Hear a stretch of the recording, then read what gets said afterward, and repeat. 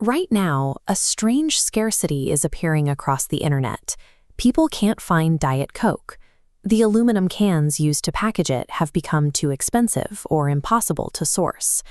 In Ireland, this scarcity has reached the fuel pumps. Citizens are protesting because the cost of diesel has made basic agriculture and transport financially impossible. In India, the pressure is hitting industrial hubs like Surat and Noida. Migrant workers are abandoning their jobs and walking back to their home villages because rising living costs have exceeded their daily wages. These ripples, from missing sodas to fleeing laborers, are the first visible signals of a synchronized breakdown in the global supply chain.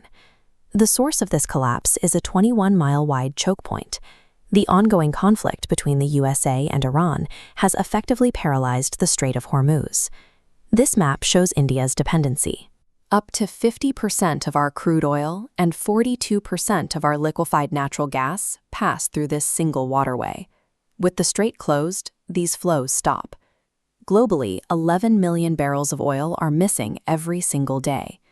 To grasp the magnitude, look at this comparison with the COVID-19 lockdowns. In 2020, global oil demand dropped by 8 million barrels a day. The current supply deficit is nearly 40% larger. During the pandemic, the world faced a demand shock. People stopped buying. Today, we face a supply shock. The resources required to maintain modern life physically do not exist in the open market. Public statements often suggest that India is protected by a 60-day strategic fuel reserve. This graphic breaks down the actual government data. India's current stockpile is roughly 3.37 million tons. We consume 5.5 million barrels of oil every day. At that rate, the entire strategic reserve depletes in exactly 4.5 days. As physical oil disappears, the cost to import the remaining supply has spiked. Oil companies are now absorbing massive under-recoveries, losing 24 rupees per liter on petrol and 15 rupees on diesel. If these costs reach the consumer, the price at the pump changes overnight. Petrol would reach 120 rupees a liter, while diesel would climb to roughly 190 rupees.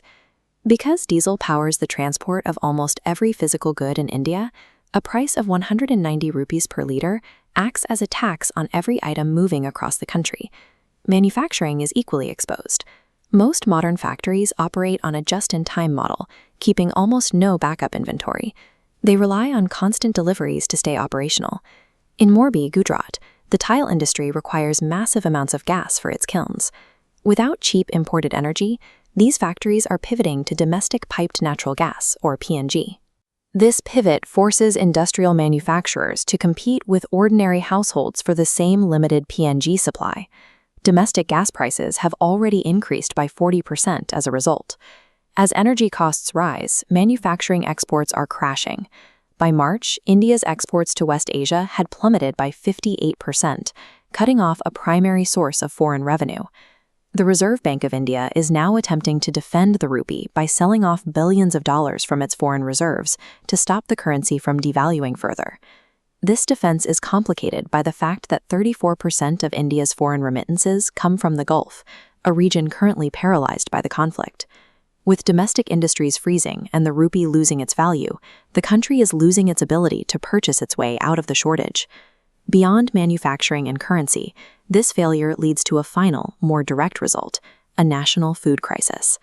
This crisis is driven by fertilizer. 70% of the urea India imports to sustain its agriculture comes directly from the Middle East through the Strait of Hormuz. Without a steady supply of affordable urea, the math of Indian agriculture changes. Domestic crop yields will inevitably drop. Lower yields lead to extreme food inflation. Historically, sudden spikes in food costs serve as the primary trigger for widespread civil unrest.